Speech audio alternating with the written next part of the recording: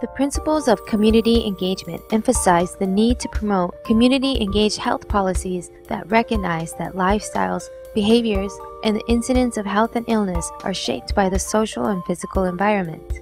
Community engagement includes meaningful collaborations with groups of people that are in a geographical area and have similar situations. Community engagement is a powerful vehicle to improve the health of community members through environmental and behavioral changes that involve partnerships and coalitions to mobilize resources and influence systems to serve as catalysts for changing policies, programs, and practices.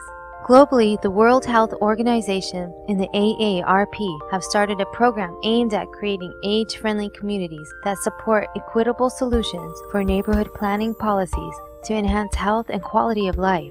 In the U.S., populations continue to grow and diversify, and people live longer. Cities, towns, and counties must change to adapt to the changing demographic needs. A front porch approach can empower generations to contribute to society by participating in the decision-making process that impact their communities.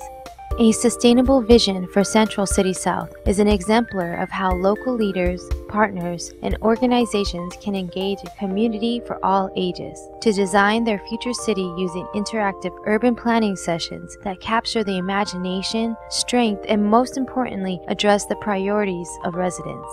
Recommendations are conceptual yet specific enough to inform policies related to complete streets, green streets, economic development, health, historic and cultural preservation, transportation and mobility including widened sidewalks, pedestrian lighting, safe walking paths, routes to school, and ADA improvements.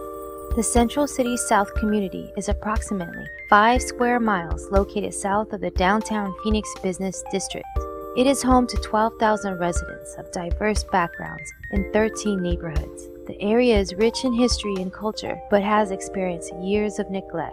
Recently, Central City South has become a community of opportunities related to economic development and multidisciplinary partnerships, but also faces the challenge of gentrification and unplanned growth.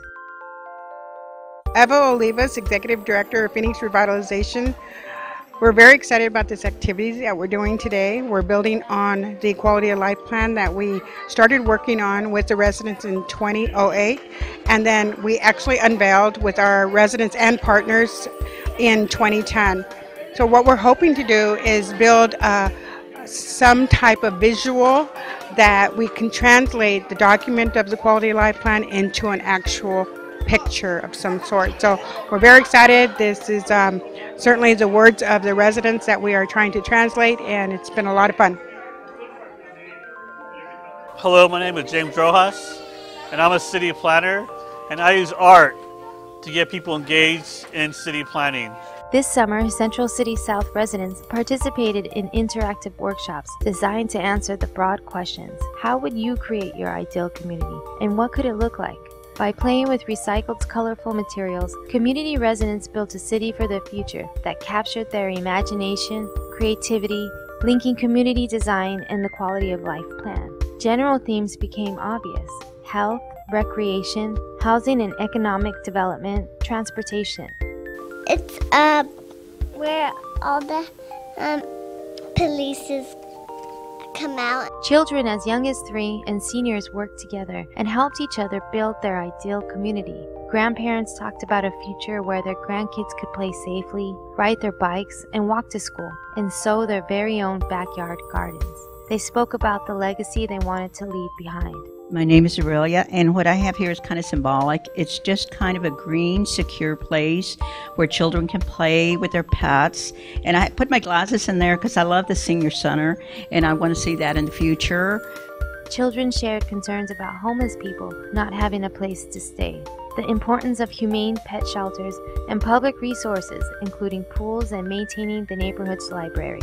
Many used beads or other objects to demonstrate the importance of strengthening transportation options. Residents were specific about what services are needed. Residents in all sessions included community gardens to address the neighborhood's food desert designation and to promote health and wellness. Through the participation of community leaders in the Communities for All Ages initiative, Central City South residents now have a vision. In August of 2012, resident leaders of the community the Central City South Strategy stewards came to the table one more time to analyze their neighborhoods and find the right place for those critical pieces, the golden threads of Central City South. What do we need to move forward? We need key leaders like you, policymakers, stakeholders, and community partners to consider the quality of life plan while planning programs and launching development projects. Appreciate the imagination of local residents by seeing Central City South not only as it is now, but also as how it can be. Learn about how together we can leave a lasting legacy. Planning has to be connected to the community, and the community has to be connected to policy and policy makers. Support local events and health fairs. Share resources to strengthen the initiative and participate in strategic planning through PRC. We will work to demonstrate important outcomes through formal health and community impact assessments. This will help community leaders recognize the potential contributions that they could make to this community. This work is important to promote policy intended to create environments that promote health across generations, acknowledge people, priorities, community strengths, and collective wisdom.